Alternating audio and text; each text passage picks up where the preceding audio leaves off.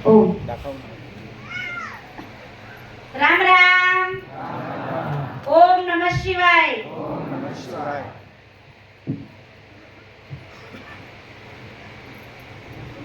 बोलो शंकर भगवान की, अर्धनारेश्वर भगवान की, परम पूज्य मावली की। हम लोग इतने लोग बैठे हैं, पर आवाज जो है ना, हमारी माँ जगत जननी जगदम्बा सवारी क्या है बताओ? शेर पे बैठ के आती है ना, तो शेर के बच्चे बकरी जैसे मिमियाए, वो तो भारत देश में शोभा नहीं देता। और इस देश में हम रहते हैं तो हम बकरी की तरह नहीं, शेर की तरह गर्जना करना चाहते हैं, ठीक है? ताकि विधर्मियों के कान खुल जाए और विधर्मी यहाँ अगल बगल में जितने हैं उनको पता चलना चाहिए कि हिंदू जाग चुका है। और हिंदू जब जागता है तो खून की नदियां नहीं बहती है, प्रेम का प्रवाह बहता है।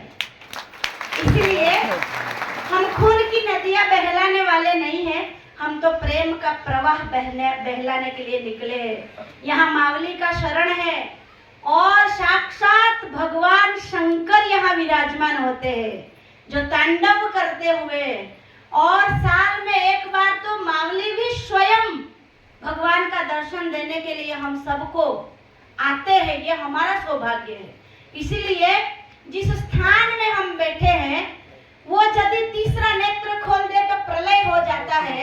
और जिस स्थान में जिस इष्ट को हम पूजते हैं वो यदि करुणा कर दे तो पूरे देश में नहीं, विश्व में करुणा की गंगा बहने लग जाती है, ठीक है? तो जय जयकार तो बनती है। बोलो बोलो शंकर भगवान की, भारत माता की जय श्री राम, अनेक रूपी महाराज की। बस आज की सभा में हम इतना ही कहना चाहेंगे कि हम सबको ये याद रहना चाहिए कि हम भारत देश में जन्मे हुए और हिंदू सत्य सनातनी है, और हमें भगवान की भक्ति करने का अधिकार दिया गया है। हमारे धर्म में जीना, हमारे धर्म में मरना, ये मेरा कर्तव्य है। मेरे 33 कोटि देवी देवता है, तो उसमें से देवों के देव महादेव ये महादेव है। और महादेव के भक्त होने के नाते हम सबको ये सोचना चाहिए कि मेरे बच्चे तुलसी के पौधे हैं, मेरे बच्चे तुलसी के पौधे हैं, उनको संस्कार रूपी गंगा जल से सींचना चाहिए, न कि दारू की बोतल से या असंस्कार से या पाश्चात्य संस्कृति से। हमारा धर्म आदि अनादि काल से चलता आया है और ये सत्य सनातन धर्म है।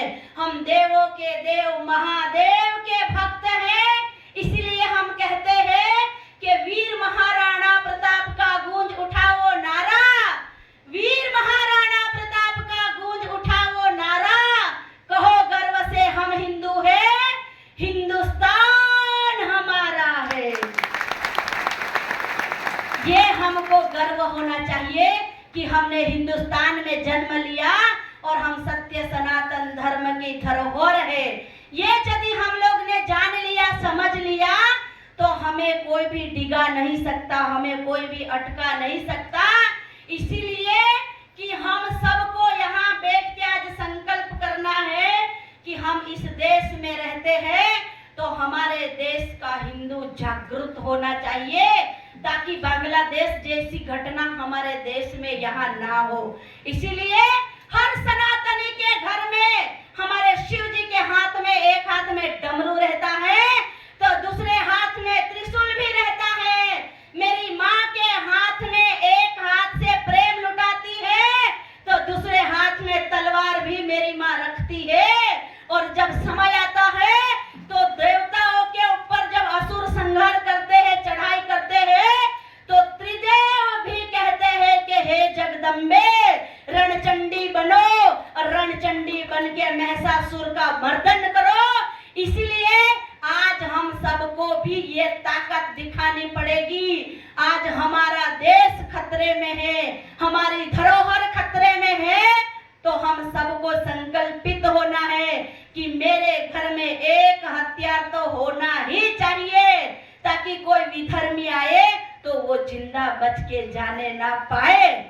ठीक है ना? इसीलिए जो सनातन नहीं मिटा कंस की हुंकार से, जो सनातन नहीं मिटा लंकेश की तलवार से, वो सनातन क्या मिटेगा? ये छोटे मोटे विधर्मियों से नहीं मिट सकता। परंतु ये हमारा जो तुलसीगढ़ है, ये हमारा अर्धनारेश्वर मंदिर है, इस मंदिर में आप सब आज बैठे हो ना, ये मावली की तपस्या है। और तपस्या का फल क्या है? तो आप जब यहाँ आते हो, जितनी देर यहाँ रुकते हो, जो क्षण यहाँ आप बिताते हो, वो तपस्या का फल है। यहाँ मंदिर का काम चल रहा है। आप सबसे मेरा यही अनुरोध है, ये मैं मेरे मन से बोल रही हूँ। हाँ, मंदिर का काम चल रहा है। सब महाराष्ट्र से ज्यादातर आए हैं, मुझे मराठी नहीं आती है, फिर भी मैं प्रयास करूंगी मेरी वाणी को समजना। आपल्या सगळ्यांना माहित आहे काय मंदिराचं काम चालू राहणार हा ना, आणि मंदिराचं काम चालू राहणार, तो आपले मावली कधी पण असा नाही सांगणार का तुम्ही मला मदत करा, पण आपला सौभाग्य प्राप्त करा, आपला अहोभाग्य प्राप्त करा, का आपले पण खूप नाही देऊ शकतात तर काही नाही, पण फूल नाही, फूलची पाकळी मंदिरात, दानपेटेत काय आपले कडून लिखून जायचं, ठेवून जायचं का माझा पण योगदान होता या मंदिरात, मी पण एक ईट उचलून लावेल होती। आपले पैसा टक्की गरीब हो तो आपले श्रमदान पण इथं करू शकतात। श्रमदान म्हणजे आपले 10 जणांची टुकडी बनवायचं आणि 10 जण या आणि 10 दिवशी इकडे सेवा देऊन जा, यो पण संकल्प करू शकतास तुम्ही, असा माझा यो विचार आहे।